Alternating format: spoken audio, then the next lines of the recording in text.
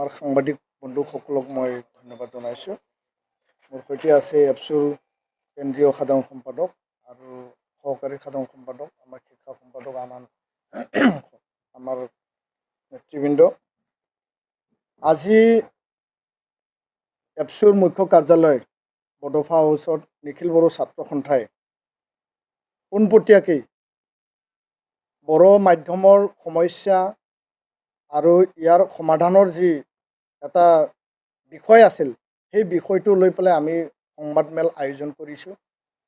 বিষয়টো আছে যে অসম চৰকাৰ, অসমৰ মাননীয় মুখ্যমন্ত্ৰী, অসমৰ শিক্ষামন্ত্ৰী ডাঙৰীয়াই চাৰিলানি আলোচনা আমাৰ লগত কৰিছিল আৰু এই আলোচনা 2021 পৰা 2024 তাত 4টা মাইনুটছ ইয়াত তৈয়াৰ কৰা হৈছিল। 2021, 2023 আৰু 2023 আৰু 2024 4টা মাইনুটছ। সেই মাইনুটছৰ ওপৰত যোৱা 19 জুন তাৰিখে শিক্ষামন্ত্ৰী ডক্টৰ ৰণোজ পেগু ডাঙৰীয়াই বড়ো সাহিত্য সভা আৰু নিখিল বড়ো ছাত্ৰ সন্থাত আলোচনাৰ কাৰণে আমন্ত্ৰণ কৰে আৰু সেইদিনাখন আমি যেতিয়া উপস্থিত হওঁ, তেতিয়া কিছুমান সময়ৰ অসুবিধাৰ বাবে, কিছুমান আৰ্জেণ্ট বিষয় অহাৰ বাবে তেওঁ অফিচৰ পৰা জনালে যে 11 বজাৰ মিটিং 2 বজাত হ'ব, 2 বজাৰ মিটিং 4 বজা, 4 বজাৰ মিটিং 6 বজা। এই সময়সূচী সলনি কৰি পেলাই মিটিং কেঞ্চেল হৈ গ'ল। ইয়াৰ পিছত 2 জুলাই তাৰিখে পুনৰ এপছু আৰু বড়ো সাহিত্য সভাক আমন্ত্ৰণ জনালে। মুখ্যমন্ত্ৰী আৰু শিক্ষামন্ত্ৰীৰ মাইনুটছৰ ওপৰত আলোচনা হ'ব। এই মিটিঙো কেঞ্চেল কৰি দিলে। 5 জুলাই 2024 পুনৰ আমাক মিটিঙত আমন্ত্ৰণ জনালে, আকৌ পুনৰ তেওঁ মিটিংটো কেঞ্চেল কৰিলে। 3টা মিটিং তেওঁ নিজে আহ্বান কৰি পেলাই নিজে কেঞ্চেল কৰিলে। আমাক জানিবলৈ দিলে যে বানপানীৰ বাবে, কেবিনেট মিটিঙৰ বাবে, আন বিষয়ৰ বাবে সেই মিটিং কেঞ্চেল কৰা হ'ল। কিন্তু আচৰিতভাৱে সেই কথাটো আমি জানিব বিচাৰিছিলোঁ তেওঁৰ পৰা, যে ট্ৰাইবেল ৰেষ্ট হাউচত যেতিয়া আমি তেখেতক লগ পাইছিলোঁ CC2R মিটিঙত, মই শিক্ষামন্ত্ৰী ডাঙৰীয়াক প্ৰশ্ন কৰিছিলোঁ যে আমাৰ 3লানি মিটিং কেঞ্চেল হৈ গ'ল, এই মিটিংটো নেক্সট কেতিয়া হ'ব? তেওঁ কোনো উত্তৰ নিদিলে। তো ইয়াৰ কাৰণে 25টা বিষয়ৰ ওপৰত বড়ো মাধ্যমৰ ভৱিষ্যত আৰু ইয়াৰ যি প্ৰাণ, সেই মাধ্যমটো আগুৱাই নিবৰ কাৰণে ৰাইট টু এডুকেশ্যন আৰু ৰাষ্ট্ৰীয় শিক্ষা নীতি আধাৰত মাধ্যম আজি তাৰিখত ক্লাছ 12লৈকে চলি আছে। আমি যেতিয়া দিছপুৰলৈ যাওঁ, বিভিন্ন বিভাগলৈ যাওঁ, শিক্ষা বিভাগত বহুতো বিষয়া অফিচাৰে নাজানে যে বড়ো মাধ্যম ক্লাছ 10লৈকে চলি আছিল, এতিয়া ক্লাছ 12লৈকে আৰম্ভ হৈছে। সেই বিষয়টো বহুত বিষয়াই মানে অৱগত নহয়। তেওঁলোকে কেতিয়াবা ক'ব বিচাৰে যে এই বিষয়টো লৈ আপোনালোকে BTRত যাওক।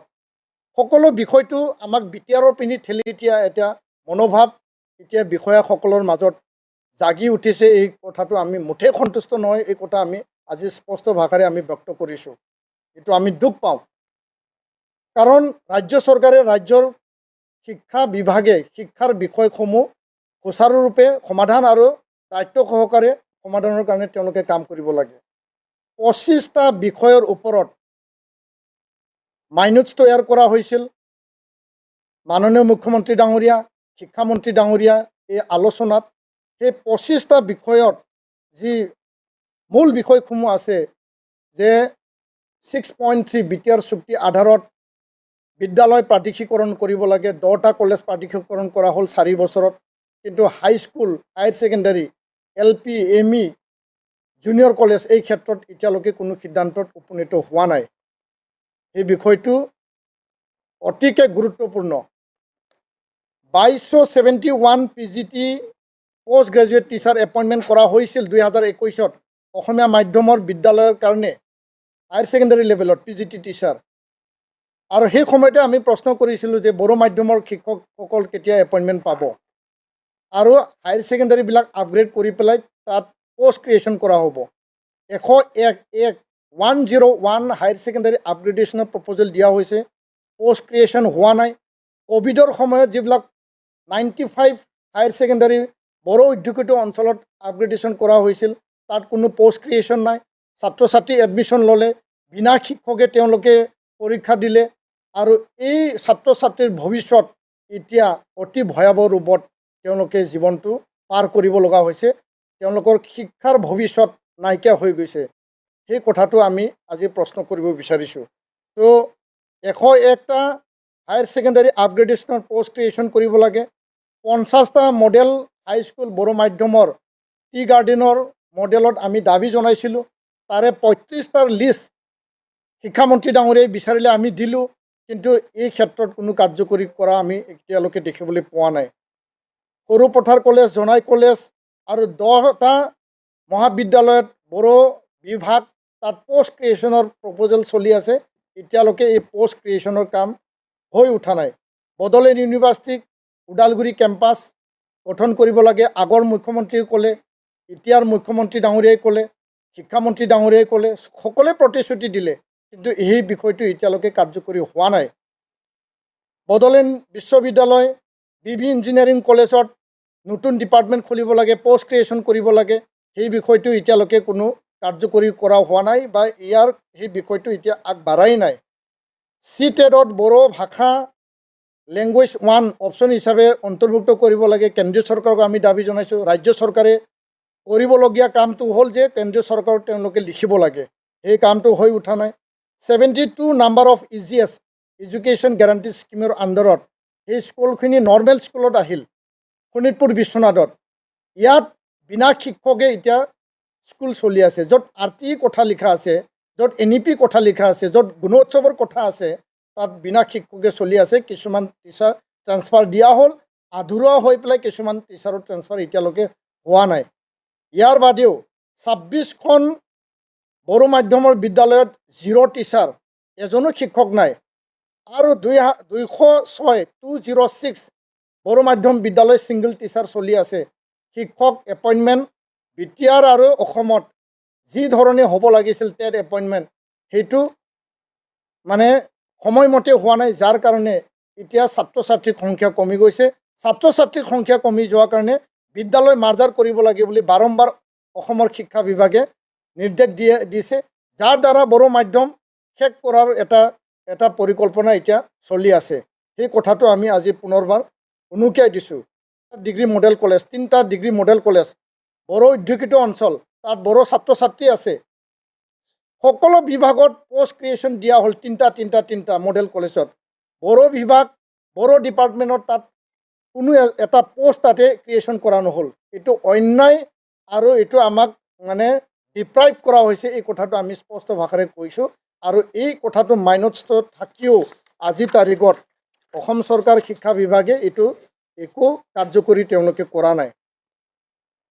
আছাম টেক্সটবুক পাব্লিকেশ্যন আৰু প্ৰডাকশ্যন কৰ্পৰেশ্যনত বড়ো একাডেমিক অফিচাৰ লাগে, এতিয়া খালী হৈ আছে।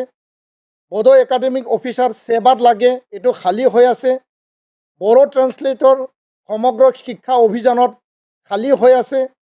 বড়ো লেকচাৰৰ লাগে SCRT, য'ত নেকি গোটেই পৰিকল্পনাবিলাক তৈয়াৰ কৰা হয়, তাত খালী হৈ আছে।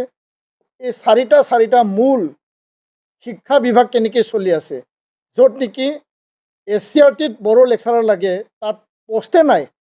ইমান দিনে ক্লাছ 10লৈকে বড়ো মাধ্যম 1985-86ৰ পৰা চলি আছে। 1963 পৰা বড়ো মাধ্যম আৰম্ভ হৈছে। হাইস্কুলত মেট্ৰিক দিছে 85-86ত। আজিলৈকে যদি তাত মানে বিষয়া নাই, চৰকাৰে এই বিভাগ আৰু এই মাধ্যমটো কেনেকৈ চলাব বিচাৰিছে। আৰু ইয়াৰ বাদেও আমি স্পষ্ট ভাষাৰে ক'ব বিচাৰিছোঁ, আজি 2024-ৰ 21 জুলাই, আজি গৰম বন্ধ চলি আছে।